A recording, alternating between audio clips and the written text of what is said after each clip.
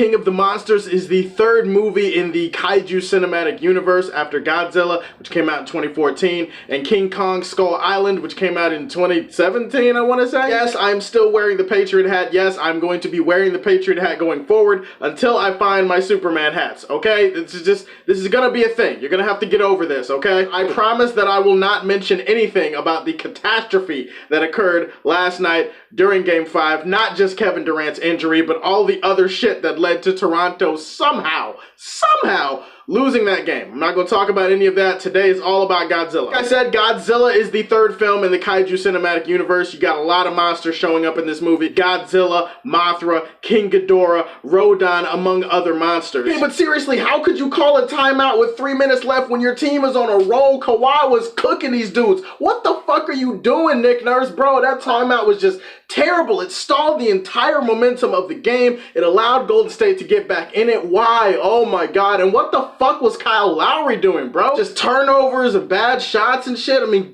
oh my God, I need Jesus. That was a bit of an unexpected outburst. Let's get back to our regularly scheduled programming. In this movie, King Ghidorah emerges as a new super predator to the world of monsters. It's been 5 years since Godzilla emerged and took out the Mutos. Godzilla's been chilling this whole time apparently, but with the emergence of King Ghidorah, Godzilla has to join the fight. Other monsters get brought into the fight due to some villainous human characters, and that's really all I want to say. Like, this movie's just a bunch of gigantic monsters fighting each other and humans trying not to get crushed underneath their feet. I've said this before, I am a huge Godzilla fan. I've been a Godzilla fan for my entire life, ever since I was like 5 or 6 years old. I'm pretty sure I said this in a previous video, but one of my lifelong friendships that I formed in my life is because of Godzilla. Like, I met my best friend when I was like 5 or 6 years old, and we bonded over Godzilla, and that's how much Godzilla means to me. Like, that's how important he is. I've seen virtually every Godzilla movie and spin-off since then. I've been a huge fan. I was a big fan of Godzilla in 2014. I like that movie, even though I understand why some people didn't. Opposite to say that I was really excited for Godzilla King of the Monsters. I loved the trailers. I loved everything about the way that this movie was looking. And having seen it, I can honestly say that I don't really understand the negative reaction to this movie. This movie was fucking awesome. Let's get the obvious shit out of the way. How are the monsters? How do the monsters look? How are they portrayed? And how is the monster violence? Because really, that's what you come to this movie for. You're coming here to see gigantic monsters, or titans as they call them in this universe. You're here to see those guys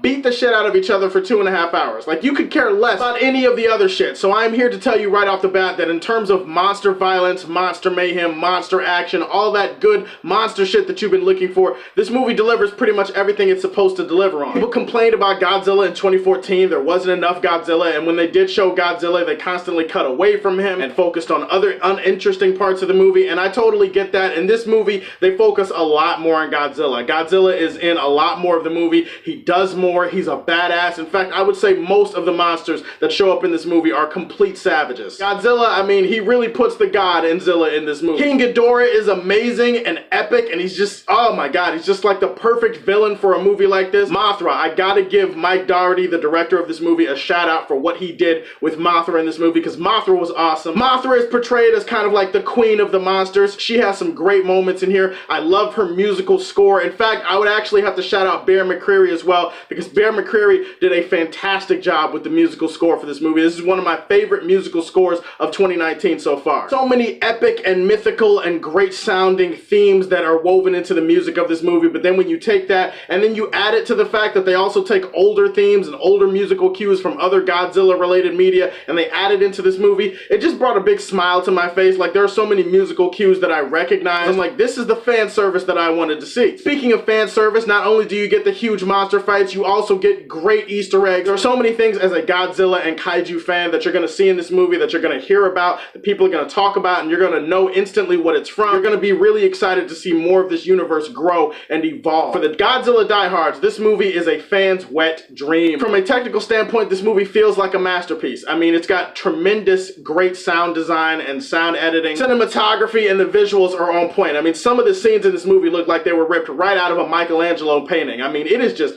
Renaissance era beautiful. Like, seriously, some of this shit that I see in this movie, I want framed on the wall behind me. There's also some surprisingly emotional moments that, combined with the score, are really gonna do a good job, I think, at getting most Godzilla fans in their feels. As a Godzilla fan, I will say that while I loved this movie, there were some aspects of it that the flaws kind of took me out a little bit, and it lowered it, and it kept it from being like that home run hit that I wanted it to be. Not the human characters themselves, but the way that they were executed within this story. A lot of the human scenes in this movie are filled with endless exposition, an over-reliance and an overabundance of scenes of explaining things to the audience, of trying to make sure the audience understands everything. Wow, that definitely did get boring because a lot of the human scenes feel exactly like this. Like, these characters are only on screen to explain things to the audience, and some of that shit didn't need to be explained the way that it was. Add that to the fact that some of the dialogue for these characters was written really poorly. Like, some of the characters just threw out these weird one-liners that felt like they belonged in a different movie. Shit like that takes me out of the movie. It clashes with the tone of the movie, and it makes it a little bit more boring than it needs to be. During the third act, it is kind of annoying how they're trying to make you care about this human thing that's going on. You just don't care. Like, the entire time I'm watching it, I'm just like, can we just get back to Godzilla? Like, that's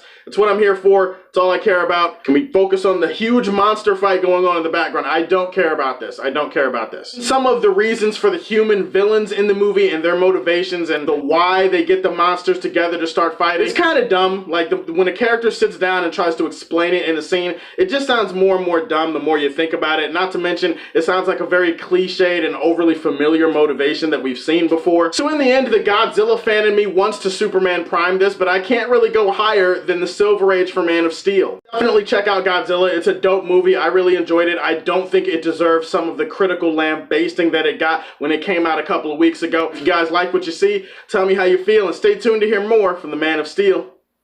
Peace.